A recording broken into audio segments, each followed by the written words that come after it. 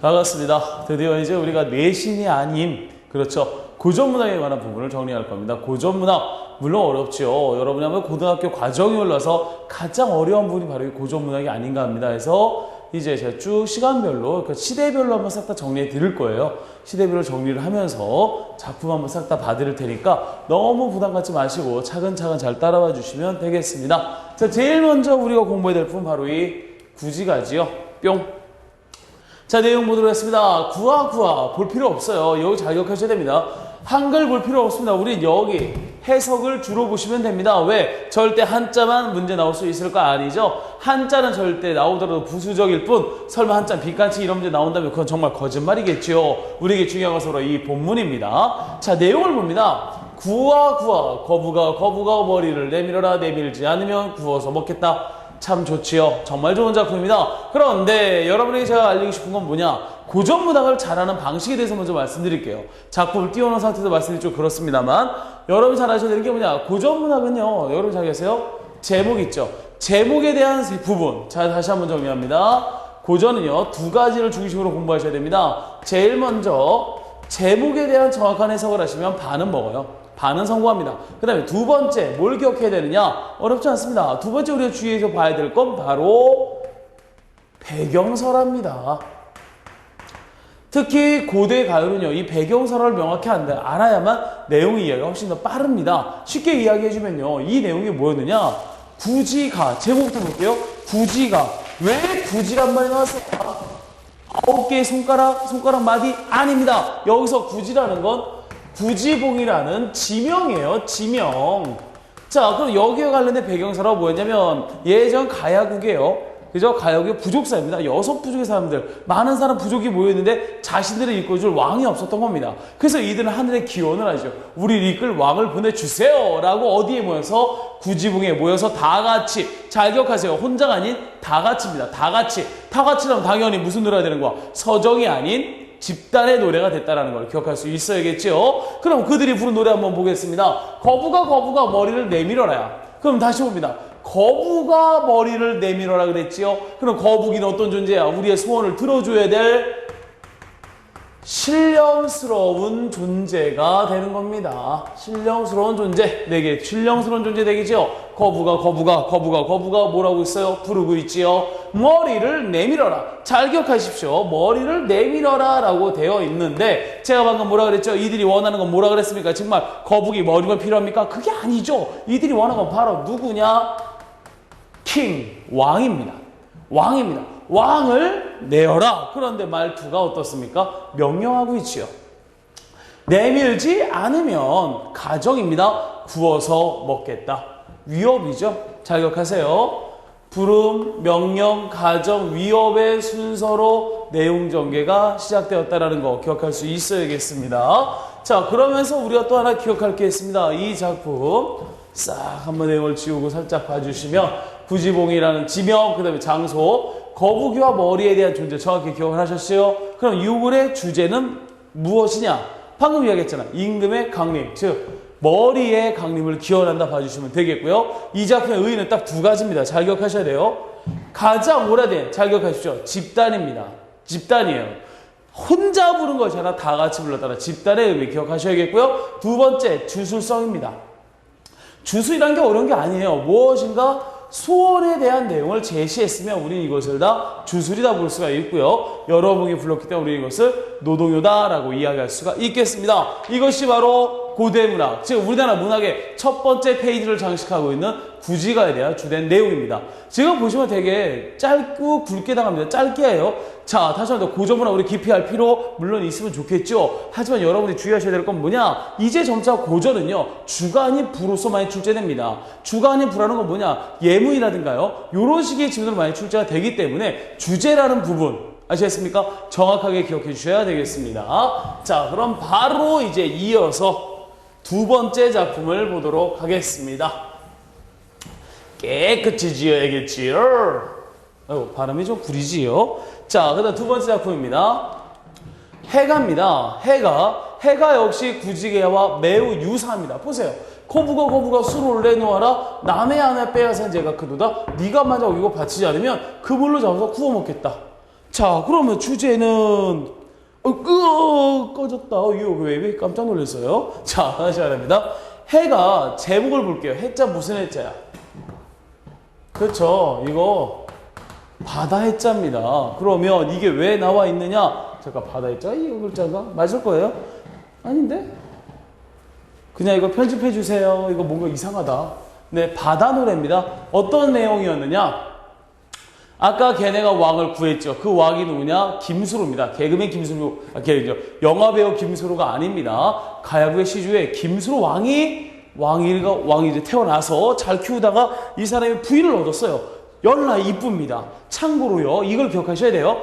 고전문학에 등장하는 3대 미녀가 있어요. 3명의 미녀, 누가 있을까? 방금 얘기했죠. 수로부인, 쩔게 이쁩니다. 어느 정도냐? 문학작품에 2번 나와요. 해가에서 1번, 그리고 허나가라는 작품에서 또 1번, 2번에 걸쳐 나오는 인물이 있고요. 또 한 명, 여러분 아시는 유명한 사람 있죠? 선화공주요. 그렇죠. 너무나 이쁜 나머지 이웃나라의 한 젊은이가 꼬시기보다는 이렇게 모함을 해서 얻어왔다라는 그녀. 그리고 또 하나, 귀신마저 감동시킨 미의 여신. 그렇죠. 처용의 부인. 딱 3명입니다. 그 중에 이 수로부인, 그렇게 이뻤다고 얘기합니다. 실제로 제가 볼 수는 없었겠죠. 그렇죠. 쟤네가 있기 때문에 볼 수는 없었습니다만, 이뻤다는 거 기억해 주시면 되겠고요. 자, 거부가 수를 내놔라. 자, 그런데 차이가 있어요. 우리 아까 구지가, 해가 같은 식입니다. 물론 지금 딱 배경사로 봤더니 구지가 이유가 해가야. 기억하셔야 됩니다. 구지가에서 수로가 나왔고요. 그 수로의 부인을 누가? 동해용왕이 납치해 가서 김수로가 생각하기, 내 부인 뺏겼어.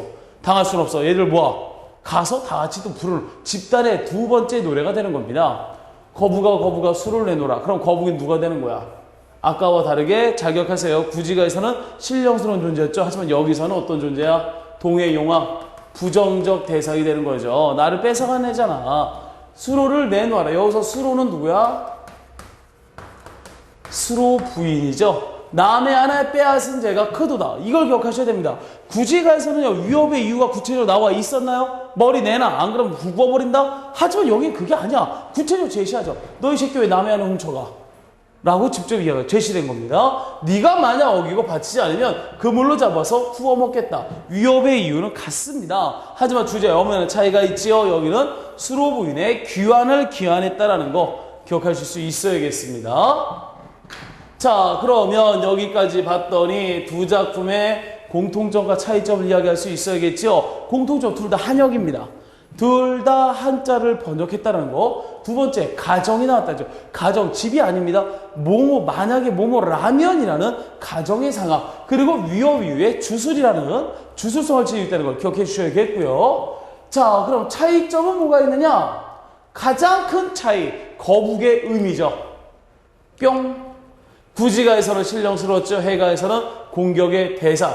다시 구지가에서는 신령스럽게, 하지만 해가에서는 공격의 대상이었고요. 자, 주제 역시 차이가 있습니다. 구지가에서는 왕의 강림의 기원이죠. 하지만 해가에서는 재해 극복, 아내를 빼앗긴 것에 대한 재해에 대한 극복이라는 걸 기억해 주셔야겠고요. 그 다음에 위협의 이유입니다. 구지가에서는 비유적이죠. 하지만 해가에선 이유가 구체적이다라는 걸 기억하셔야 됩니다. 즉 우리는요, 최초의 문학작품인 구지가와 해가에 대한 공통점과 차이점 역시 같이 공부했었습니다. 이 내용 다시 한번 잘 기억해 주셔야겠고요. 자, 그 다음 작품입니다. 공무도화가입니다. 들어보셨습니까? 공무도화가 해석해볼까? 무슨 뜻일까? 도화가 무슨 뜻이야? 강을 건너다라는 이야기입니다. 공무도는요, 뭐예요? 이거 공무이라는 악기예요. 그럼 악기가 강을 건너다? 이런 의미는 아닙니다. 잘 기억하셔야 돼요. 여기서는 광리자고라는 사람이 어떤 사건을 보게 됩니다. 어떤 사건을 보냐? 백발, 흰머리의 광부. 금캐는 광부 아니야. 미친놈이야. 미친놈이 물에 빠져 죽어요. 그런데 그 광부의 아내가 오더니 같이 따라 죽습니다. 그걸 보고 야 쩐다 하고 자기 아내한테 이야기를 해줍니다. 나 오늘 봤어. 왜요? 죽을까 같이 죽던데? 이야 그래요? 하면서 아내가 그들의 사랑을 예찬하면서 노래를 불렀다. 이것이 바로 공무도화가입니다. 그죠? 그런데 다시 한번 얘기하면 광리자고라는 사람은요, 언제적 사람이 고구려? 명확한 시기, 고구려인가 고구려일 거예요. 명확하지가 않습니다. 해서 요 작품에 대해 해석이 중요합니다만 그것보다도 물의 의미, 그죠? 갑자기 물이 나왔는데 주제란 부분 역시 잘 기억하셔야 돼요. 임가의 사별의 슬픔 그리고 의의 중에 요거 기억하셔야 돼요. 가장 오래된 개인적 서정시라는 거죠. 개인적 서정시라는 건 뭐냐? 그 앞에 우리 공부한 거 뭐 있었어요 지금? 그죠? 구지가와 해가는 어땠습니까? 혼자의 노래가 아닙니다. 단체가 다 같이 떼거지로 가서 불러도 집단무효야. 하지만 여기는 어때? 개인의 감정만을 이야기한 작품이라는 거죠. 집단가요에서 개인적 서정시로 변하는 과정이고요. 그 다음에 우리나라 전통의 한이라는 거 있죠. 여인의 한. 요것이 최초로 등장한 작품이 바로 이 공무도 화가입니다. 그럼 주제 한번 내용 한번 볼게요. 자, 님이요. 물을 건너지 마세요. 여기서 물 잘 기억하셔야 됩니다. 여기서 물의 의미는 뭘까요? 물. 그렇죠. 나와 있잖아요. 나의 사랑입니다. 건너지 사랑을 거부하지 말아주세요. 라고 이야기하죠. 이분 그의 물에 건너시네. 물을 건넜다. 당연히 이별이죠. 물에 빠져 돌아가시리. 그렇죠. 여기서의 물 당연히 죽음입니다. 돌아가시니 가시님을 어이할 거라고 이야기하죠. 지금 내용 어렵지 않은 내용입니다. 잘 기억하셔야 돼요. 남자가 물에 빠져 죽고요. 여자가 따라 죽는 과정을 관찰자적 입장에서 이야기를 꺼내주는 거예요. 야, 너 내 물을 왜 거부해? 그래서 끝내 건너더니 죽어버렸구나. 물의 변천 잘 기억하셔야 됩니다. 사랑, 이별, 죽음의 순서라는 거 기억하셔야 돼요. 그리고 나서 주제 당연히 뭐예요? 임과의 사. 4번의 이별이 아니죠. 죽을 사자입니다. 죽음으로 인한 이별을 슬퍼한다는 거 기억하셔야겠고요. 보다 중요한 건 바로 이 부분이죠. 가장 오래된 우리나라 최초의 서정시라는 걸 기억해 주셔야 되는 겁니다. 최초의 서정시 기억해 주셔야 되겠고요. 집단가요에서 개인적 서정시로 넘어가는 최초의 작품이었다는 거 기억하셔야겠고요. 여인의 한을 다뤘다라는 것까지 내용을 기억해 주시면 되겠습니다. 자, 역시 또 한번 싹 다 지우고요. 자, 구전문항 물론 짜증 날 겁니다. 아마 지금 요것만 여러 번 하셨던 분들도 있을 거고요. 하지만 우리는 보다 확실히 할 수 있어야겠지요. 짠! 그 다음 두 번째 작품 황조가입니다. 자, 근데 재밌는 게 있어요. 펄펄한 적과 암소로 정다운데 근데 잘 보세요. 주제는요. 짝을 잃은 슬픔과 외로움이에요. 좀 다시 한번 볼게요. 근데 재밌는 건 뭐냐? 감정이니까 객관적 상관물이 나와 있네? 내가 원한 건 이게 아닌데. 그죠?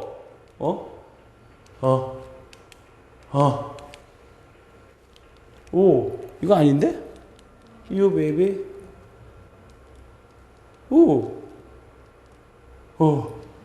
미루하면 되는구나. 예. 죄송합니다. 자, 다시 황조가 다시 한번 볼게요. 최초의 구전문 아까 방금 뭐라 그랬습니까? 제가 고전시가 최초의 서정시 뭐라 그랬어요? 그렇죠. 방금 공부했던 공무도 화가입니다. 그런데 자, 황조가 역시 기억하셔야 돼요. 편편황조. 잘 보세요. 펄펄 나는 꾀꼬리는 암수서로 정답답니다. 근데 외로울사 이 내용은 뉘하게 돌아갈 거야. 내용 단순합니다. 여러분 주몽 보셨지요? 그 주몽의 아들이 누굽니까? 그렇습니다. 유리왕이에요. 지금 상황이 어떤 상황이냐? 유리왕. 아까도 했죠? 배경선을 잘 기억하셔야 된다 그랬습니다. 유리왕에게 부인이 2명 있었어요. 근데 얘가 사냥을 간 사이에 둘이 대판 싸웁니다. 그리고 아내가 휙 가버렸네? 당황하죠. 그래서 아내를 찾으러 갔는데 아내가 싫어. 너랑 안 살 테야. 꺼져. 라고 이야기합니다. 여기서 상처받은 이야기 혼자 터벅 오고 있는데 누가? 요놈의 꾀꼬리 쉐리들이 둘이 비비비적거리고 있어요. 그럼 질문합니다. 이걸 보니까 내 감정 어땠을까? 더 울컥했죠. 여기서 정말 중요한 거 공부할 수가 있겠습니다. 자, 물론 주제도 있습니다만 이 부분을 잘 기억하셔야 돼요. 현대시랑 묶어서 보실 수 있어야 됩니다. 감정이입이란 게 있어요. 우리가 공부했었습니다. 감정이입은 뭘까요? 그렇죠. 감정이입은 뭐냐? 나 이꼴 사물의 같은 감정의 공유를 이야기합니다. 그러면 객관적 상관물은 뭘까요? 자, 나와 사물이 같다라면 그죠? 당연히 우리는 감정과 구별이 안 되겠죠. 큰 차이가 있습니다. 잘 기억하셔야 돼요. 객관적 상관물이란 건 사물을 통해서 내 감정이 격해질 때, 어떤 사물을 통해서 내 감정이 드러났을 때 우리는 그것을 객관적 상관물이다라고 이야기합니다. 그런데 재밌는 건 무엇이냐? 잘 보세요. 객관적 상관물은요, 감정이입 안에 포함이 되는 말입니다. 감정이입 안에 객관적 상관물이 있는 거예요. 물론 따로 구별하는 게 정상입니다만 일부 학교에서 같이 묶어서도 보릅니다. 하지만 여러분 그래서는 안 돼요. 명확히 구별하셔야 됩니다. 같은 감정이냐 그렇지 않느냐 이걸 구별해 주셔야겠죠. 즉 여기서 제일 중요한 건 바로 무엇이냐, 요 꾀꼬리라는 객관적 상관물 기억해 주실 수 있어야겠지요. 주제 단순합니다. 짝을 잃은 슬픔과 그리고 외로움에 관한 이야기라는 거 기억해 주시면 돼요. 어렵지 않죠? 자, 그런데도 재밌는 거 하나 설명해 드릴까요? 요 작품 아까 누가 지었다고요? 유령이라 그랬죠. 아까 공무다가 언제적 사람이라 했습니까? 고구려입니다. 시대가 비슷해. 그래서 잘 기억하세요. 황조가 역시 뭐가 되느냐? 우리나라 가장 오래된 최초의 서정시라는 거 역시 기억하셔야 됩니다. 잘 기억하셔야 돼요. 공무도화가와 이 두 작품 다 우리나라 최초의 서정시라는 거 기억해 주셔야 되겠습니다. 아시겠죠? 왜? 둘 다 어디가 먼저 이제 명확하지 않기 때문에 우린 둘 다 최초의 서정시를 한다는 거 기억해 주셔야 되겠지요. 자, 드디어 마지막 작품입니다. 좋아 죽겠죠? 그렇죠? 동영상 킨 지 얼마 안 됐는데 벌써 끝나? 네, 여러분 앞으로 공부하셔야 될 약 50여 편의 작품 중에 오늘은 딱 5작품, 고대 가요까지의 작품이에요. 참고로 고대가 여기서 끝나는 게 아닙니다. 고대건 언제까지야? 그렇죠. 고려 말 이전까지예요. 요 다음 시간은 바로 향가, 바로 촬영하에 들어갑니다. 자, 넘기셔서 마지막 작품 정읍사입니다. 이거 잘 기억하셔야 돼요. 정읍이 어디야? 정읍. 그렇죠. 정읍 어디입니까? 그죠? 거기입니다. 오, 똑똑하다. 거기 예전에 삼국시 때 어느 나라 땅이야? 그래, 신라가 아니라 백제 지역이죠. 잘 기억하셔야 됩니다. 정읍사는요, 우리나라의 유일한 백제 가요라는 사실을 여러분은 기억하셔야 돼요.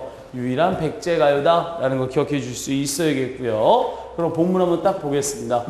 참고로 저는 상당히 정읍사 중요하다고 생각합니다. 왜 중요하다고 생각하면 어휘적인 부분 상당히 중요한 것들이 많아요. 자, 필기 잘 따라오셔야 됩니다. 자, 달아 높이금 도다. 자, 달이요. 그렇습니다. 자, 달. 여기서 달은 누구냐? 신령스러운 존재입니다. 왜? 내 소원을 들어줄 존재야. 잘 기억하셔야겠죠? 높이, 곰. 요 어휘 잘 기억하세요. 자, 곰의 의미는요, 우리가 뭐라 그럴 수 있느냐? 반복, 강세, 전미사입니다. 좀 말이 어렵죠? 반복, 강세, 전미사 하지만 어렵게 생각하지 마세요. 앞에 말을 반복합니다. 높이, 높이. 자, 높이, 연철이죠. 연철 못 알아들으면 곤란합니다. 이어적기예요. 그쵸? 높이, 높이, 도드샤. 그렇죠. 높이, 높이, 도드시요. 어기야, 어기야. 의미 없는 후렴구, 여음구고요. 머리고, 머리고 해서 어떻게 돼, 그럼? 머리 아니죠. 멀리, 멀리입니다. 아셨습니까? 멀리, 멀리 비추셔라. 다시 말합니다. 달리만 높이, 높이 떠서 멀리, 멀리 비추어라. 어기야, 어강돌이, 아으, 다롱둥이. 이거 뭐가 되는 거야? 후렴구가 되겠고요. 저제, 저제 한번 기억해 봅시다. 저제라는 건 뭘 상징하느냐? 바로 시장이에요. 시장 나와 있지요. 자, 여기서 시장은 뭘 이야기할 수 있냐? 그녀, 연지 남자인지 여자인지 명확하지 않습니다만 이 사람이 기다리는 대상이 시장에 가 있는 그 누군가. 그렇죠. 이 작품의 제목의 부제가 뭐예요? 어느 행상인 아내의 이야기예요. 그렇습니다. 저제 시장을 통해서 우리는 이 사람의 님이 행상을 하는 사람이구나 라는 걸 떠올리셔야겠고요. 여럿인 거요. 가 계신가요? 어기야, 진대. 자, 진대 세모 쳐보도록 하겠습니다. 자, 진대의 의미는 크게 두 가지입니다. 첫 번째, 일반적으로 우리가 알고 있는 건 무슨 의미가 있느냐? 위험한 곳이라는 의미가 있어요. 위험한 곳. 그렇죠? 그리고 두 번째, 여자 입장에서 우리 남편의 가서는 안 될 위험할 장소, 흔히 말하는 사창가 이야기할 수가 있겠습니다. 사창가 이제 몸 파는 그분들이 계신 그곳이지요. 갈까? 디데이올세라. 여기 한번 살짝 펼쳐볼까요? 개인적으로 제가 제일 좋아하는 문구 중에 하나죠. 디데올세라 뭐로 되어 있습니까? 뭐뭐 할까? 두렵습니다. 라고 해석을 해주셔야 됩니다. 자, 기억하셔야 돼요. 리얼쉐라는요, 뭐뭐 할까? 두렵다. 라는 어휘입니다.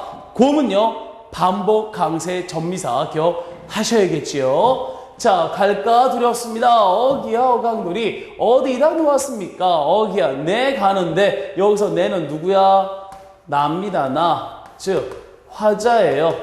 화자, 점그릇이라. 리을세로 또 나왔다. 해석이 어떻게 돼? 저물까? 두렵습니다. 이해가 됐습니다. 그런데 재밌는 게 있어요. 이걸 싹 보시면요. 후렴구를 싹싹 지워버리면 무엇과 매우 유사하냐면 3장 6구 45자라는 시조의 형태가 숨겨져 있다는 걸 기억해 주셔야 되겠습니다. 저 3장 6구 45조의 시조 형태가 이 글 속에 숨겨져 있다라는 거 여러분 기억해 주셔야 된다는 거 기억해 주셔야겠고요. 자, 그럼 이 작품의 주제를 보시면 여기 싹 다 지우고 행상 나간 남편의 안전을 기원한다라는 거 기억해 주시면 되겠습니다. 행상을 나간 남편의 기억 해서 여러분이 주의하실 거 유일한 백제곡이라는 거, 그 다음에 어휘적인 부분 잘 기억해 주시면 되겠습니다.